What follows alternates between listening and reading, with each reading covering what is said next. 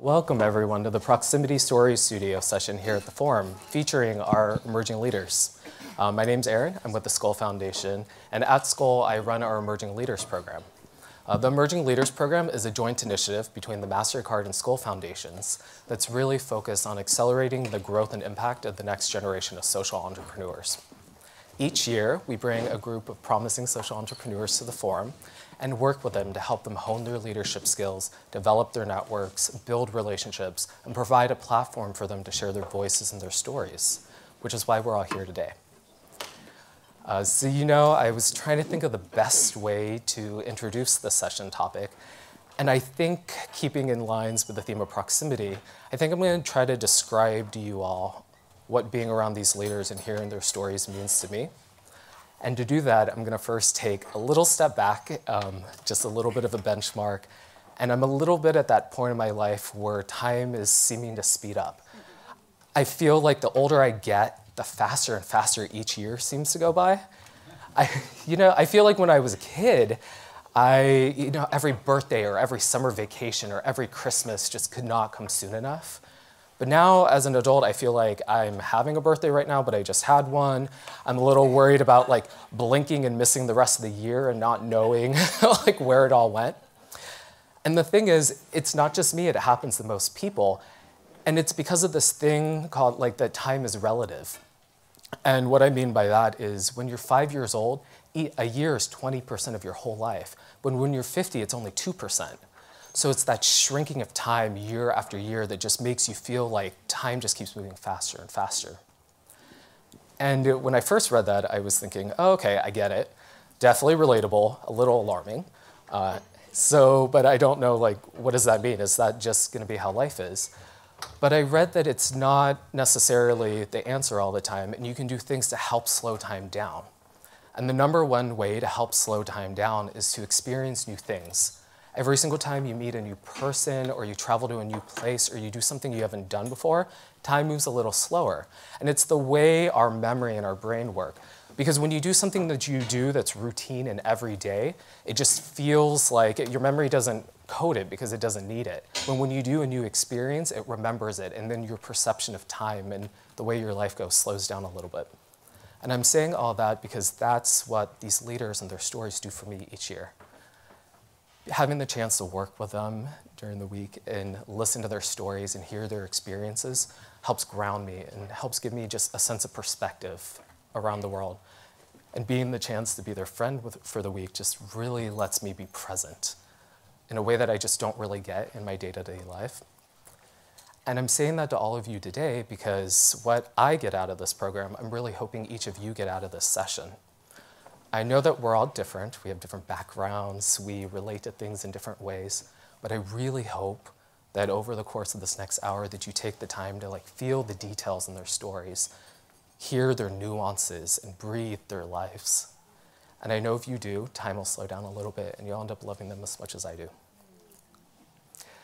So, with that being said, I'll go over the format for the day. We're gonna have 3 parts. One at a time for the first part, our wonderful leaders will come up and share a piece of themselves with you. After that, we'll move on to a panel discussion where I'll ask a few follow-up questions and we'll dig a little deeper into some of the themes of the forum. And then after that, we'll have a general group discussion as a community. So as you hear their stories, please keep in the back of your mind any questions you might have, anything that you find really intriguing, or anything you're just curious about. And I promise we'll have time to discuss it all together. So without further ado, I'll introduce our first speaker. She is the Director of Digital Research and Development for Fundación Capital. Fundación Capital is a Skoll awardee, and they work to eliminate poverty by expanding access to capital. Prior to her current role, she actually co-founded her own company called LittleBigMoney, which was Colombia's first ever social crowdfunding platform, which is pretty awesome. Please, everyone, give a warm welcome to Tonya.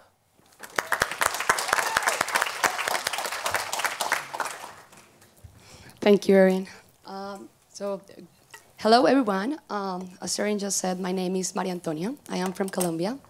Right now, I am living in Bogota, but I was born in the coffee region of Colombia. The name of the city in which I was born is Manizales. So I remember that when I was a little kid, I used to travel frequently to our farm, my family farm, and I was to do so. I love to do so because my best friend at that time was living there.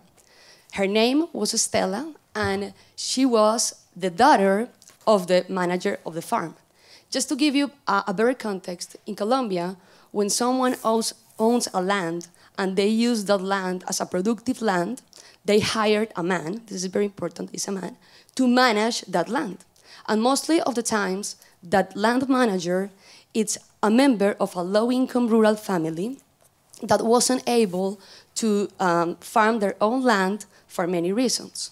So I remember that Estela and I, we were to be inseparable. We used to be inseparable. We used to be really good friends. And I can say that we actually grew up together. So I remember that when we grew up together, we used to have a lot of things in common. We used to play the same games, and it was really fun. But at some point, after the years, we started to have a lot of differences. We were living in two completely different worlds. And at that time, I couldn't realize why that happened. So after thinking in that a lot, and something really important happened to me, and was that when I was preparing myself to went to college, she was preparing herself to be a mom. We were 18. So with saying this, I'm not saying that being a mom is a bad thing. Please don't misunderstand me. But at that time, it was really hard for me because I was able to take a decision, but she wasn't. So I asked myself at that time, why in this world there is people that have opportunities and there is other people that don't have opportunities? And I say, where this economic inequality came from. So today in my work, I am able to work with technology. And I understand that the power of technology is to allow people to access to information so they can take more informed decisions. So I tell you a better ending story with a happy ending.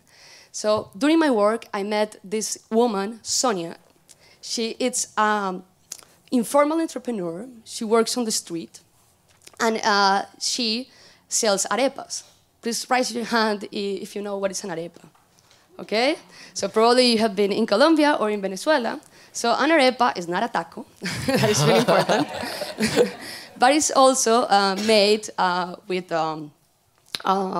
corn and is cooked in flour. So, okay, so the dream of Sonia, she always had a dream. And her dream was to buy a house. But she never saved money before because as she was working as an informal entrepreneur on the street, she said, hey, I'm not going to have a chance to save a penny. So she tried really hard, but she couldn't at that time. So one day, a tablet and a smart device arrived to her home, and that tablet was delivered by a leader from the community who was responsible of rotating the tablet among this rural and unconnected community. Once he delivered the tablet to her, he said to her, here you're going to find really useful information so you can improve your financial capabilities. So she was really happy with this tablet. So she took the tablet, she went to her home, and she started this self-learning course. And at that self-learning course, she found a model about savings. And inside that model, she also found a savings goal calculator. So she used that calculator to estimate the needed amount to save enough money in 1 year and pay $2,000 as the first installment for her house. So the good news is she's now living her dream. She was able to access to her house, and she is using technology to take more informed decisions. So my work is to be the head of the Digital Solutions Department in Fundación Capital, and each day our goal is to put ourselves in the shoes of others so we can co-create digital solutions that allow them to take more informed decisions. As a kid, I wasn't able to help my little friend Estela. But today, in Fundación Capital, I am able to use technology so we can close the gaps and celebrate that we are all different. Thank you.